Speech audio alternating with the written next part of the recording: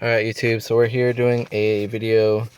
I have a 2015 GTI that I'm putting a gauge pod in with the ECS tuning gauge. This is the gauge right here. It's pretty self-explanatory. I bought the gauge online from somebody. It was brand new and he gave me a good deal, so I ended up buying that. But then I had to buy the gauge pod itself, which is $60 from ECS Tuning. It's pretty simple, 2 screws that just mount it together so that they mate together. And this is taking apart the dash, which I already have together. You have the light switch that goes in here. You push the light switch in, which is right here.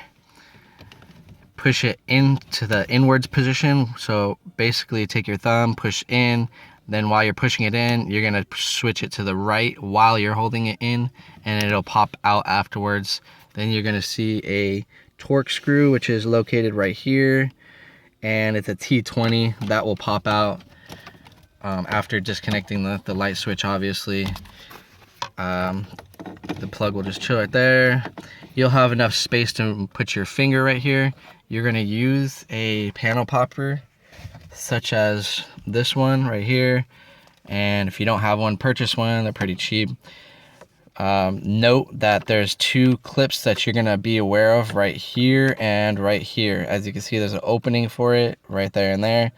Be careful because those things are very fragile. I already broke mine.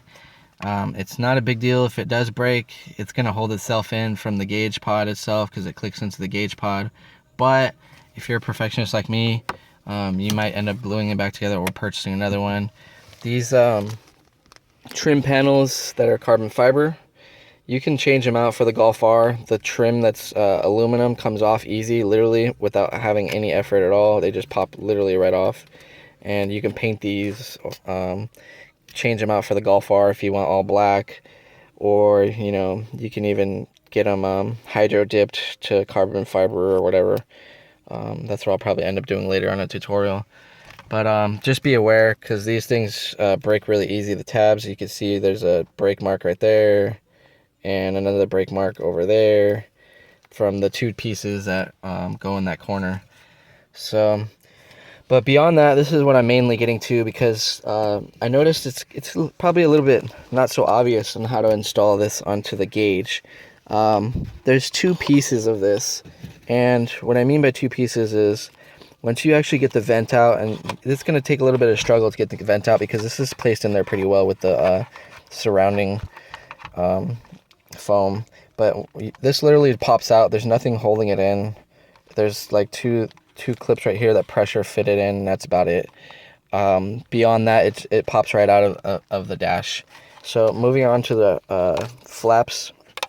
These flaps are held on by these little tabs in the corner, and I'll try to focus in on it.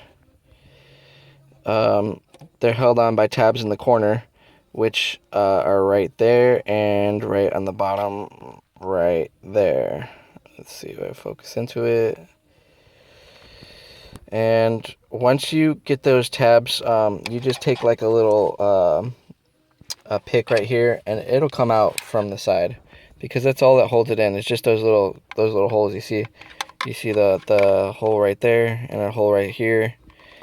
They just hold itself in from there.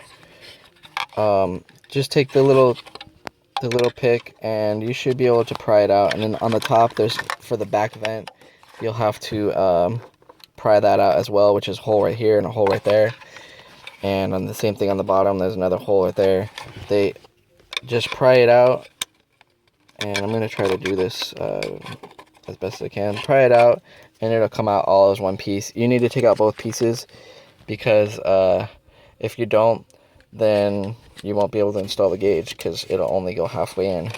So after that goes in, then you have your gauge that you can literally slip in. You're gonna obviously want to run the wires, and the wires will go from, you know, here all the way down, and then they T-tap into the actual lighting and also into the 12-volt constant or ignition.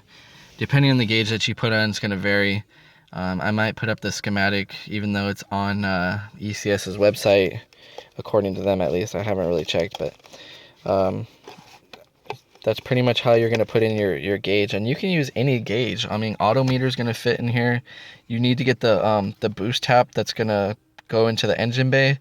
But beyond that, you can use any gauge that you want. You don't have to use the ones that are specifically made for MK7 or whatnot, because they're all going to do the same thing. These are manual boost gauges. They're not electronic per se. So you can use anything that you'd like. The main critical thing is that you get the boost tap, because that's what's going to tap into the throttle body if you plan on doing that one, or it's going to tap into to the intake manifold.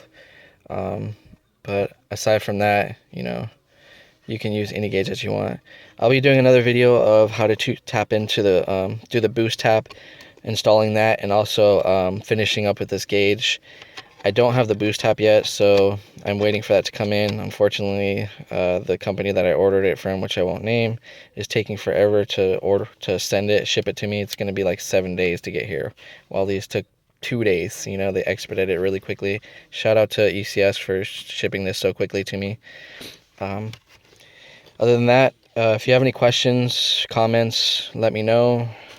And subscribe, because there'll be a lot more tutorials and a lot more stuff that's going to be going on to my videos. All right, take care.